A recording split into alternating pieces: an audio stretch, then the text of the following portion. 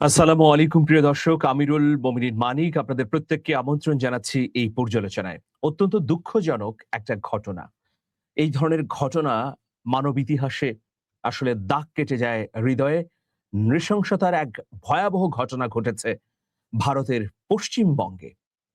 একেবারে জঘন্য নিপীড়ন, অকথ্য নির্যাতন, মানে অকথিত, উচ্চারণযোগ্য নয় এরকম একটি পরিস্থিতি ঘটেছে। পশ্চিমবঙ্গে মুসলিম কিশোরীকে অবিশ্বাস্য নিপীড়নের পর একেবারে বারুদের মতো জেগে উঠেছে মানুষ। সেই খবর নিয়ে আপনাদের সামনে হাজির হয়েছে। দর্শক, অত্যন্ত দুঃখজনক খবর, তবুও আসলে জানাতে হচ্ছে। ইনকিলাবে এটি প্রকাশিত হয়েছে। এখনো অনেক গণমাধ্যম এটা প্রকাশ করেনি। ভারতের পশ্চিমবঙ্গের গণমাধ্যমগুলো একেবারে নিশ্চুপ অবস্থায় রয়েছে।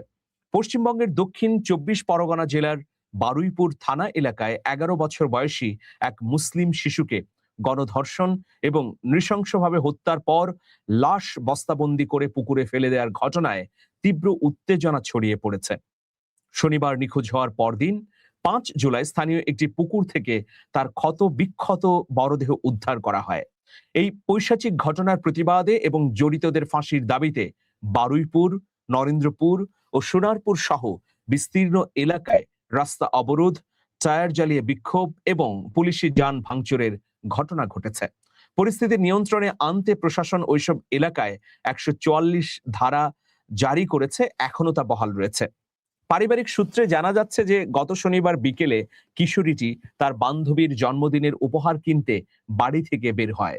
পরিবারের অভিযোগ, ৪ হিন্দুত্ববাদী তাকে জোরপূর্বক তুলে নিয়ে যায়। রোববার সকালে সূর্যপুর হাট এলাকার একটি পুকুরে বস্তাবন্দি অবস্থায় তার মরদেহ ভাসতে দেখেন স্থানীয় অধিবাসীরা। রোববার সকালে তরুণীর মরদেহ ঘিরে বিক্ষোভ দেখাতে শুরু করেন এলাকাবাসী। শিলাইদহ নামখান লাইনে অবরোধের জেরে ঘণ্টাখানেক বন্ধ থাকে ট্রেন চলাচল। প্রায় ৫ ঘন্টা বন্ধ থাকে সড়কও। প্রাথমিক ময়নাতদন্তের রিপোর্টে যে নৃশংসতার চিত্র উঠে এসেছে তা দেখে শিউরে উঠেছেন সাধারণ মানুষ। ভারতের পশ্চিমবঙ্গে এই ধরনের ঘটনা অহরহই কিন্তু ঘটছে। রোববারের যে ঘটনা, এটা একেবারে অবর্ণনীয়, কোনোভাবেই মেনে নেওয়া যায় না। দর্শক, পুলিশের এক ঊর্ধ্বতন কর্মকর্তা জানিয়েছেন যে শিশুটির শরীরে একাধিক কামড় ও আঁচড়ের দাগ রয়েছে। তার গোপনাঙ্গে গুরুতর আঘাতের চিহ্ন মিলেছে। মাথার পেছনে কোনো ভারী বস্তু দিয়ে আঘাত করা হয়েছে অথবা শক্ত দেয়ালে মাথা ঠুকে দেওয়া হয়েছে। সবচেয়ে ভয়াবহ ব্যাপার হলো, শিশুটিকে যখন পুকুরে ফেলা হয় তখনও সে জীবিত ছিল। তার ফুসফুস ও পাকস্থলীতে পানি পাওয়া গেছে, যা প্রমাণ করে পানিতে ডুবেই এই শিশুটির মৃত্যু হয়েছে। মরদেহ উদ্ধারের পর থেকেই বারুইপুরের সাধারণ মানুষের ক্ষোভের বিস্ফোরণ ঘটে। উত্তেজিত জনতা রাস্তা অবরোধ করে টায়ার জ্বালিয়ে বিক্ষোভ প্রদর্শন করে। পরিস্থিতি চরম আকার ধারণ করে উত্তেজিত জনতার গণপিটুনিতে ইন্দ্রজিৎ তাঁতি পিন্টু নামে এক অভিযুক্তের মৃত্যু হয়। ওই যুবক পেশায় অটো চালক। স্থানীয়দের অভিযোগ, শনিবার বিকেলে ওই যুবকের অটোতে করেই শিশুটিকে তুলে নিয়ে যাওয়া হয়। বিক্ষোভের পরিস্থিতি সামাল দিতে মোতায়েন করা হয়েছে পুলিশ বাহিনীর বিশেষ ইউনিট। পুলিশ বিক্ষোভকারীদের সড়ক অবরোধ তুলে নেওয়ার অনুরোধ জানায় এবং বলে যে এই অপরাধের সাথে যুক্ত প্রত্যেককে গ্রেফতার করা হবে, সর্বোচ্চ শাস্তি দেওয়া হবে। তবে স্থানীয় বিজেপি কর্মী শান্তনু মণ্ডল সহ গ্রেফতারকৃত ৫ জন অভিযুক্ত জামিনে মুক্তি পেয়েছেন। এমন খবরের পর বাসিন্দারা আরো উত্তেজিত হয়ে পড়েন। গণদাবি ও উত্তেজনার মুখে পুলিশ ঘটনার তদন্তে ৬ সদস্যের একটি বিশেষ তদন্তকারী দল গঠন করেছে।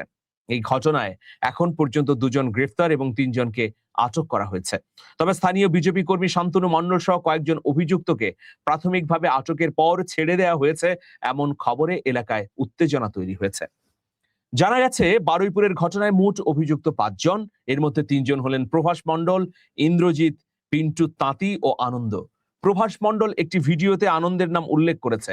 প্রভাস সেই সময় ওই রাস্তা দিয়ে গিয়েছিল এবং ঘটনা দেখেছিল, আর তাকে ছাড়াতে যায় স্থানীয় বিজেপি নেতা শান্তনু মণ্ডল। নিহত তরুণীর বাবার সঙ্গে ফোনে কথা বলে সাহায্যের আশ্বাস দিয়েছেন মুখ্যমন্ত্রী শুভেন্দু অধিকারী। কালীঘাটপন্থী তৃণমূলের দাবি, মেয়েটির পরিবারের সঙ্গে ফোনে কথা বলেছেন মমতা বন্দ্যোপাধ্যায়। একটি ফেসবুক লাইভে মমতার অভিযোগ, তাকে কার্যত নজরবন্দি করে রাখা হয়েছে। মৃতার পরিবারের সঙ্গে ভিডিও করে কথা বলেন অভিষেক বন্দ্যোপাধ্যায়ও। এই নৃশংস ঘটনার পর ভারতের মূলধারার সংবাদ মাধ্যম বা তথাকথিত গদি মিডিয়ার ভূমিকা নিয়ে তীব্র ক্ষোভ প্রকাশ করেছেন মানবাধিকার কর্মী এবং সোশ্যাল মিডিয়া অ্যাক্টিভিস্টরা।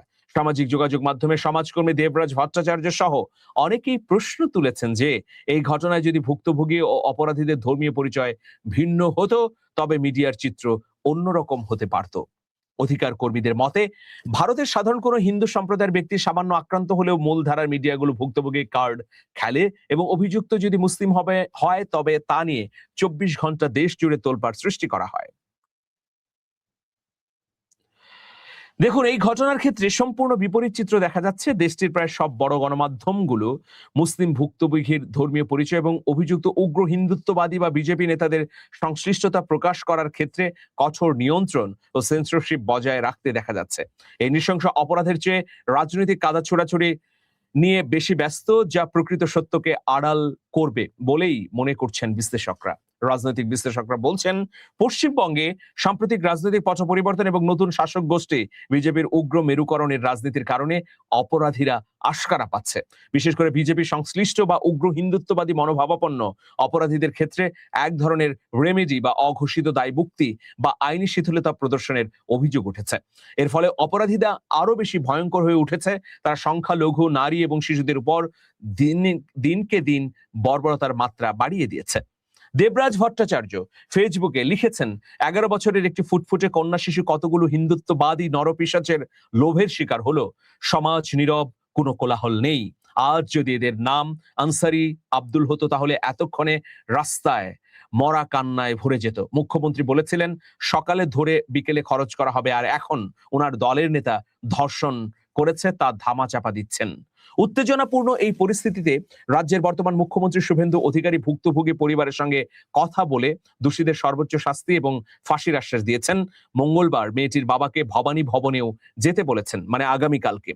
আইজি কঙ্কর প্রসাদ বাড়ুই আশ্বাস দিয়েছেন এই ঘটনার সঙ্গে যারা জড়িত সকলকে গ্রেফতার করা হবে, ফাঁসির সাজা যাতে দেওয়া হয় সেই চেষ্টা করব। অন্যদিকে তৃণমূল কংগ্রেস অভিযোগ করেছে যে প্রাক্তন মুখ্যমন্ত্রী মমতা ব্যানার্জিকে ভুক্তভোগী পরিবারের সঙ্গে দেখা করতে যেতে বাধা দিতে কালীঘাটের বাসভবনের বাইরে বিশাল পুলিশ ও কেন্দ্রীয় বাহিনী মোতায়েন করে অগণতান্ত্রিকভাবে তাকে কার্যত অবরুদ্ধ করে রাখা হয়েছে।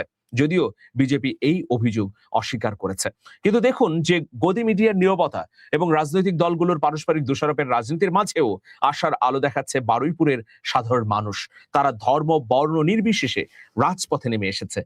মেয়েটি মুসলিম বলে হিন্দুরা রাজপথে নামেনি, এটা অবিশ্বাস্য। মানে বিপুল সংখ্যক হিন্দু জনগণ রাজপথে নেমে এসেছে, ধর্ম বর্ণ নির্বিশেষে সবাই প্রতিবাদ জানাচ্ছে। স্থানীয় সাধারণ হিন্দু ও মুসলিম উভয় সম্প্রদায়ের মানুষ একত্রে কাঁধে কাঁধ মিলিয়ে রাস্তায় নেমেছেন। তারা সম্মিলিতভাবে এই ঘৃণ্য অপরাধের প্রতিবাদ করছেন এবং রাজনৈতিক রং না দেখে সমস্ত অপরাধীর দৃষ্টান্তমূলক শাস্তি দাবি করেছেন। প্রিয় দর্শক, আমরা সেই মানবতা বোধ থেকেই এই খবরটি তুলে ধরলাম, কারণ পশ্চিমবঙ্গের মূলধারার মিডিয়াগুলো এই খবরটি প্রকাশ করছে না। অঘোষিত একটা সেন্সরশিপ দেখা যাচ্ছে না। বাংলাদেশে কেবল ইনকিলাব এই খবরটি প্রকাশ করেছে। ইনকিলাবকে অবশ্যই ধন্যবাদ দিতে চাই। এই যে তাণ্ডব, এই যে নারকীয়তা, এর বিরুদ্ধে অবশ্যই প্রশাসনের ব্যবস্থা নিতে হবে। আন্দোলন যখন তুঙ্গে হয়ে উঠেছে, যখন পুরো এলাকা অগ্নিগর্ভ, যান চলাচল বন্ধ, আইন শৃঙ্খলা রক্ষাকারী বাহিনী সাধারণ মানুষের তোপের মুখে, তখন শুভেন্দু অধিকারী নিজের বিপদ আঁচ করতে পেরে ভুক্তভোগী পরিবারের সঙ্গে কথা বলেছেন। কিন্তু অত্যন্ত দুঃখজনক বিষয় যে এ বিষয়ে এখন পর্যন্ত অপরাধীদের সবাইকে গ্রেফতার করা হয়নি। এই ঘটনার সঙ্গে আবার যারা সংশ্লিষ্ট তাদের দু একজনকে ছেড়ে দেওয়া হয়েছে।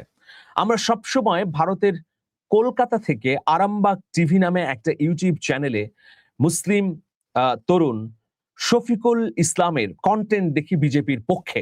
কিন্তু এখন শফিকুল ইসলাম কি বলবেন?